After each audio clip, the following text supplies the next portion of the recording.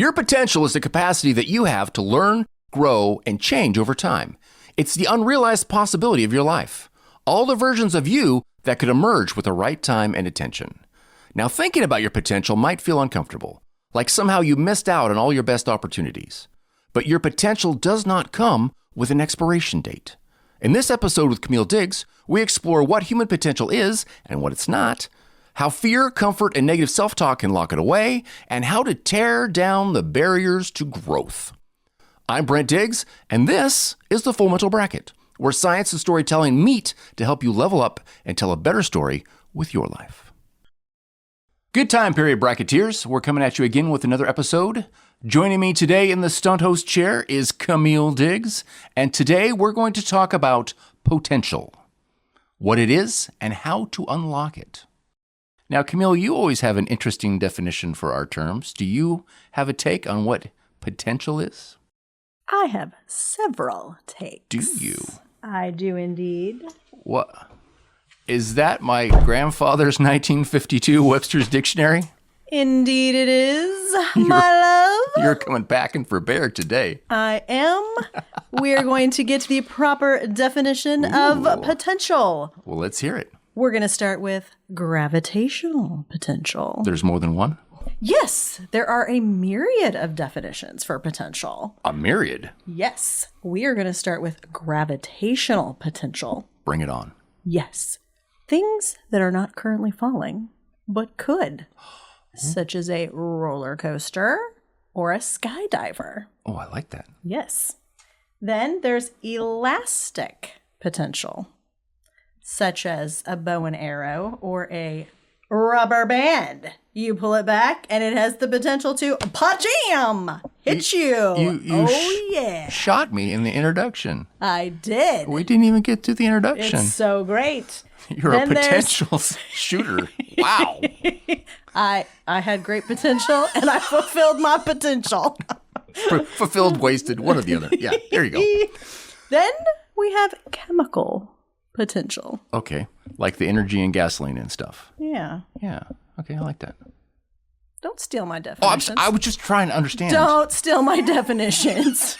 That's just rude. Don't go there. I was just borrowing them. I'll turn them back in. No. So chemical potential right. is the energy that's stored between atoms and molecules. Okay. Such as in fossil fuels or food, things of that nature. Like chemical bonds, atomic bonds. And then we have physical potential. And not like, let's get physical. It's not that kind of physical. Okay. It's not. It's not? No.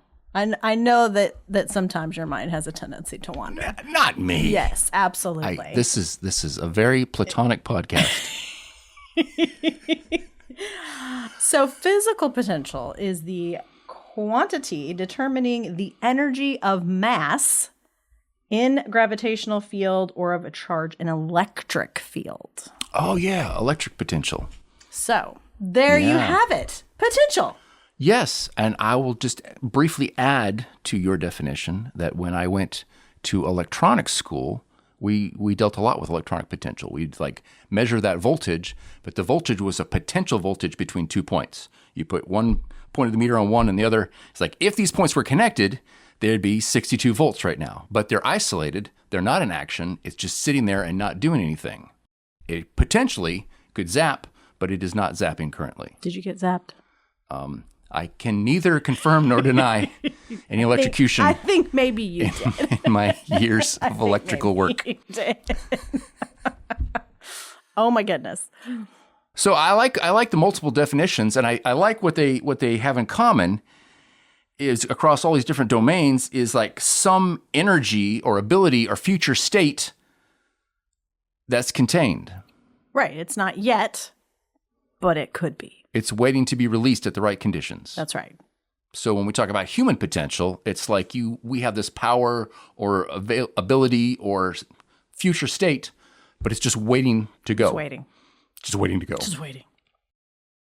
I believe one of the phrases I came across was existing in possibility. Yes, so good. There's so many possibilities, and sometimes we don't see them. Yeah. We need other people to help us see them, or we can look at the dictionary and figure out. Well, the dictionary is good for, for the definitions, but you're right. We harp tribe all the time, but we need a tribe. You don't know what blind spots you have because you're blind to them. That's the definition of blind spots. Yes. And people are like, hey, did you know that you're good at that? Did you know that you're not so good at that? Did you know you could be a lot better at this if you just shifted your degrees a couple degrees? And you're like, oh, I didn't even think about that. Thanks for that. I mean, we do that, you and I. Yeah. Because we've known each other a very long time. And we do that. But there are also people in our lives who help us to do that. That's true. And hopefully they do it in a nice way. Yeah. I mean, we talk about finding your tribes, and part of the tribes is being a mentor. Finding a mentor is giving that back. Absolutely. Yeah. So I think we were talking earlier, even your life experience and wisdom can be a potential that's wasted if you don't actually share that with people. Yeah, you got to share it. It's like, I lived a lot through the school of hard knocks. I learned a lot of stuff, but I'm not going to tell you. You got to hard knock it too. Like, what's the point of that? No, please share. Don't make us do it the hard way. I'm sure there's people out there that would do that. I can't imagine that. I speaking tactfully, I think my personal frustration is having lived through the school of hard knocks and having people that are close to me or possibly related to me, and I'm trying to give them the wisdom of no, I'm going to hard knock it myself. And I really wish you wouldn't. I did all this so you don't have to. Absolutely. You got a few stubborn people in your family. That's all I'm saying. I wouldn't know. Where do they come from? There's no stubbornness in my family. Yes. I was thinking about this, and when I was young, when I was growing up, more like high school times, people would talk to me about potential, like, oh man, you got to live up your potential. And it would always seem kind of stressful and kind of shameful. It was something I wasn't living up to. It was an expectation that was held for me. I didn't agree to it. No one told me what potential was. It was just another way that I was disappointing everyone. Yeah. It doesn't even sound good. You're not living up to your potential. I know. I suppose someone meant that well, but it was just another way I was screwing up my life, and I didn't really listen to it. I didn't think anything about it. So when I started talking about potential, I just went the other way. Yeah. You really didn't get an opportunity to grow in that because you were living under a false weight of potential not realized. I could have potentially understood potential, but I failed. So we're trying to fix that, Bracketeers. We're going to go on. We're trying to talk a little bit about what potential actually is. If maybe you've got a confused version of it, or like me, you just was something that was always embarrassing. We're going to talk about what it is, and hopefully you can get excited about it. Because once I learned more about it, I got excited about it. Yes, especially if you can shoot rubber bands at other people. Yeah, that I didn't see that coming. Thanks. Surprise! I found that it's exciting when you realize that your potential is not some weight that you have to carry, some should or shame you're supposed to be doing, but it's some energy or ability that's actually in you at some level, waiting to explode out into the world.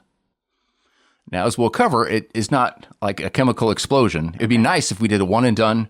We could have some of Camille's instant success over here. It could be just like, whoo, my potential. That took 30 seconds. It's more of an incremental approach.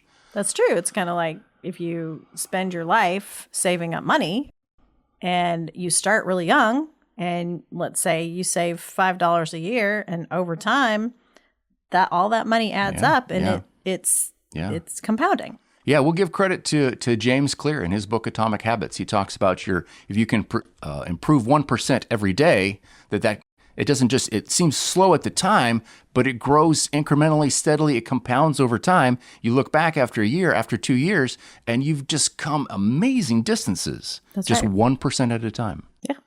And that's it. We talk about the elastic potential of the bow, and we're going to release the arrow, and it'd be great if you could just fly through the air like, I'm an arrow, I'm looking at all my potential. But we just kind of do it one day at a time. We're going 60 minutes an hour into the future, working on our potential. There you go. There's no good way to speed that up. I looked into time travel. There's really no good way to speed that up. Oh, okay. You looked into time travel. Okay. Yes. All right. So going a little bit back to tribe, when we've mentioned on the show before that we packed up stakes from the West Coast and we moved so that I could go to music school. And an interesting thing happened when I was in music school. I met all these students, and without realizing it, we formed a tribe.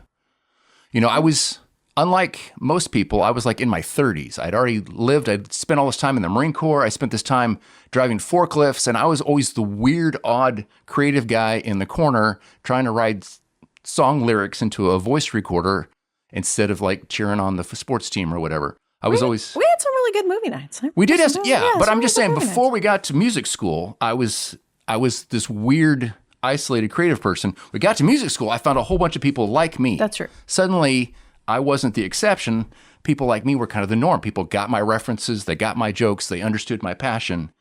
And it was great to have a tribe like that.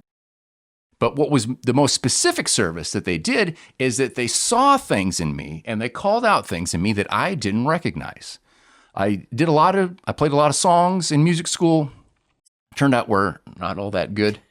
But, people said, I noticed that you're a great storyteller. You wrote that story. It was great. You told this different story. It was great. You got up and did public speaking, and we were mesmerized. And you had a about sense of humor. And I did, and I was like... You still do. Yeah, I don't know what happened to it. No, it you fell still out do. on the way here today. But I was like, well, what about my songs were great, right? And like, yeah, those stories were amazing. Like, and the songs, yeah, I know, great public speaker. And I was like, oh, okay. It took you a minute, but you got it. Yeah, but that was good. People were pointing out potential that I didn't even recognize. And then it was exciting. It was exciting for me to be good at something. There was something I could work. Instead of beating my head at something that I wasn't really good at. It's like, here's the thing that you're already halfway good at. What if you tried this? And so I was really excited about it, but it wasn't an instant success. I still had to put in the work every day. I read books on storytelling, books on writing. I took courses. I practiced every day, getting better at it. There's another piece to this too, is that you took it. Okay. You listened to what they were saying. Yeah. And then you decided to develop from that. You didn't just go, oh, I'm not a good story. I'm not a good musician, and I don't know how to do this right. And let me go sit in my pity party because I wasn't as good at music as everybody else around me. You were still good at music. You just weren't in the same realm as everybody else. So you took what they were saying. I appreciate that. And you move forward with it. In full disclosure, there was a moment like that. It just wasn't very long. I got back up after that. I was like, you had a pity party? Oh, okay. I did. I came over here to be amazing, and then I'm not amazing. And then we talk about the growth mindset, getting back up again. About like, you can fall in love with this dream, but if it's not working, maybe it's time to go back to the drawing board. You're still trying to get there. I'm trying to find a life of meaning where I'm helping people. Well, it must not have been a very long pity party because I don't remember you having it. All right. Well, anyway, it was a struggle. We quit our jobs and moved across the country to achieve this specific dream. And then it's like, so we did swap the dream a little bit.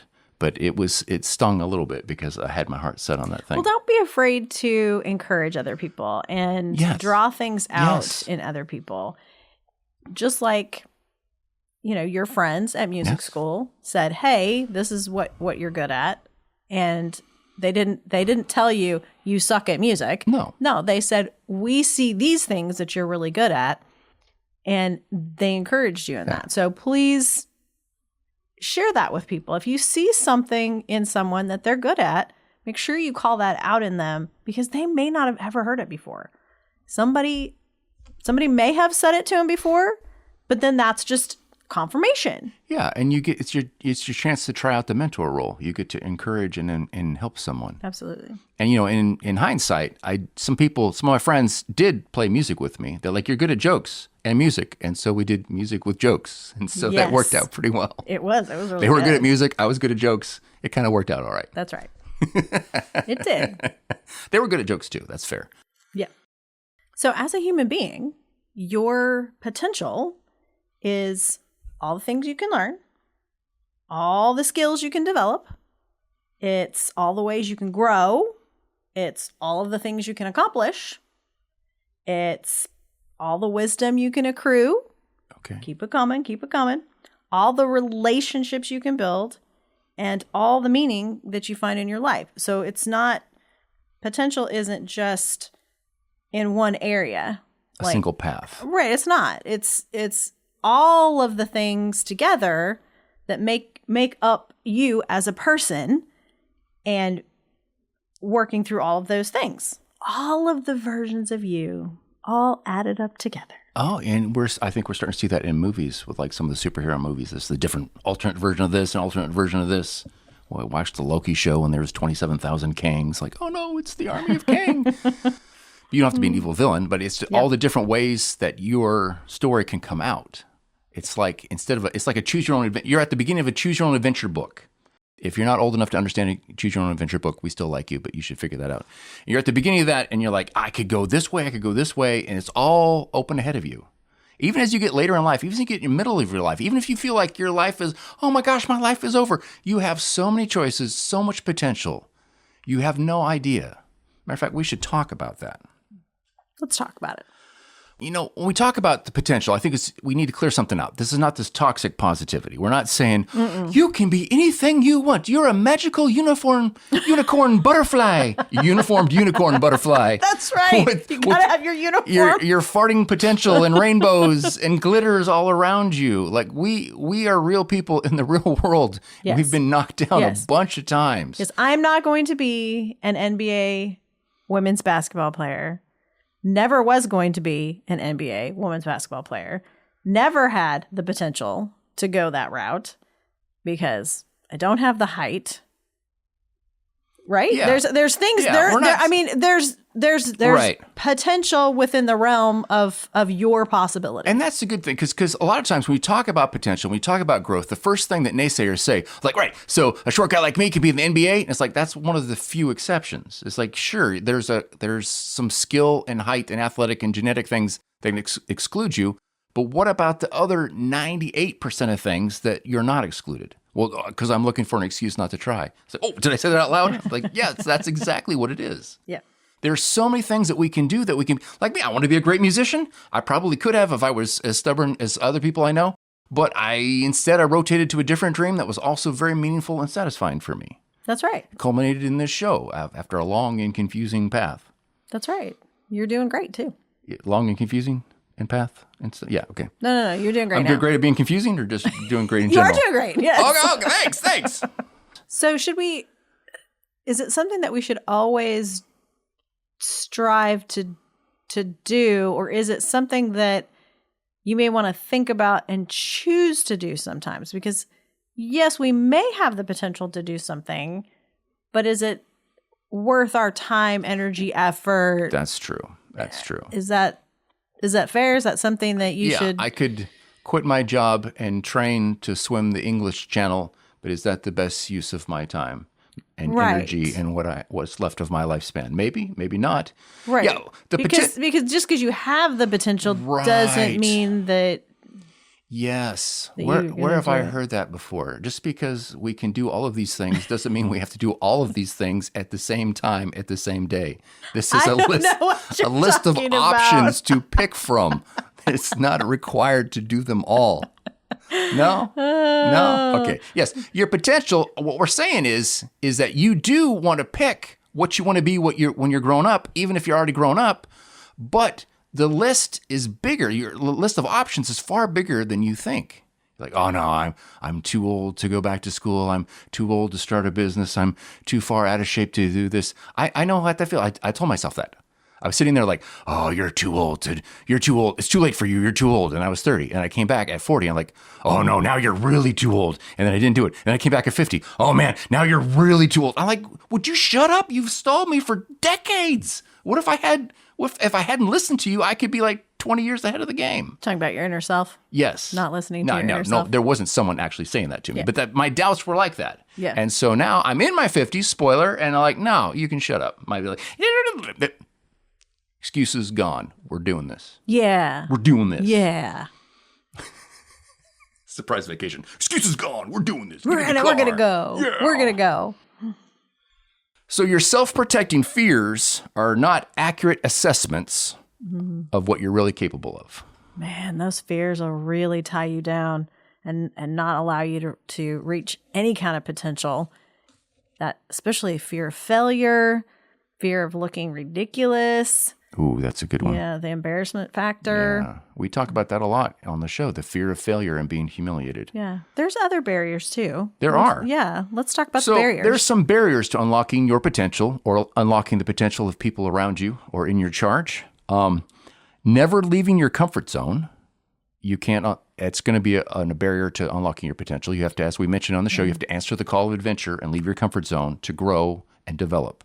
I'm sorry, introverts, but you do kind of have to do that sometimes too. Yeah, there could be an introverted adventure. I'll have to think about what that might look like, but I'm going to say it's possible. Other barriers. Going to Moving a loud on. party is not necessarily an adventure. It could be a torment. Who knows? So if you're not positioned for constructive feedback, how are you going to improve if you don't have any feedback coming out letting you know how you're doing? If you're not connected to support and resources, if you don't have a good tribe that's going to support you and encourage you and help you get back up again, also give you feedback on how you're doing, what's working, what's not working. If you lack a safe environment, you have to feel safe to try. You have yes, you do. We have a whole episode on try-fail cycles, and try-fail cycles are required for mastery. But if you feel like someone's going to laugh at you or humiliate you or secretly record you and upload you to the internet while you're trying to do something, you're not going to get very far. Once again, we mentioned before, if you're stuck in the fear of humiliation, fear of failure and humiliation, that's not going to help you unlock your potential. And then if you don't have people who are pushing you gently to try new things, to try new skills, you might get comfortable right where you're at. And like, this is my speed. This is what I do. It's like, yeah, but you could do different things, more things, better things. No. Vanilla is my speed. It's like, but there's 52 flavors. You can do this. There's a lot of flavors for sure. And then you need people also encouraging you to use your autonomy, become the protagonist of your story. If you're sitting there waiting for the real hero to come in and change your life, it's going to, as I mentioned with that voice that delayed me for decades, it's going to be a long wait. You have to realize that you are the one protagging. You are the one that's doing this story. Someone has to get off the couch and live your life, and surprise, that person is you. It's you. That'd be a great service. Now from the Full Metal Bracket, a virtual couch will hire someone to get off my couch and live my life for me. And I can just sit here and review the highlights. No? That's no fun. Okay. That's definitely no fun. It was a great idea. Yeah. You do have to work sometimes to overcome some of these barriers. Some of them are a lot harder to overcome than others. Yeah. And that's where you really do need those people in your life to help you. Yeah. And as we kind of hinted at, it's part of those barriers come in the form of the self-talk. Or the self-talk or the inner talk, the little inner narrator. Like, see, you've always been bad at that. This is the theme of our life. This always happens to us. If you find yourself talking negatively to yourself, flip that script. Start talking positively to yourself. You can even send yourself text messages telling yourself how beautiful you are. And that's okay. And something we like to bring up, like practically every episode, a great way to get past this is to journal. Take that negative self-talk, that nagging little chatter voice, write it down, and then look at it objectively. Put a big X through it and cross the lines through it. Say, no. Punch it in the face. But listen, they're like, hey, is that logical? Is that rational? Why does that sound so much like my mom? It's like, because you're quoting her in your inner brain. It's like, oh, that's right. That's not necessarily true. Yeah. It's very therapeutic to cross lines. Things out? To cross things out on paper. So just thoughts or individual people? No, just the thoughts. Just the thoughts. Okay, don't be crossing people off. No, don't be crossing people off. And if you did, don't say you heard it here because we're not recommending that. Don't do that. But we do have some takeaways. Do you have people in your life that you see potential in? How can you encourage and help them to unlock that potential? Are there areas in your life that you have given up on yourself? Oh, please don't. Please say no to that. That you have stopped exploring your potential. In those areas, did you hit actual limits or just perceived ones? Where is a fear of failure keeping you from making your potential growth and ability real? Now, these are good questions. We want you to ponder these, maybe even journal on them. This is a great way to have this conversation with yourself and see where you can get unstuck, because it's never too late. You're never too old. You're never too far gone. And you're beautiful. Thank you. All right, that's all we have for this time. Thank you very much. We'll catch you for our next episode, and goodbye. Thanks for watching. If you're looking for more ways to build a meaningful and satisfying life, your next video is standing by.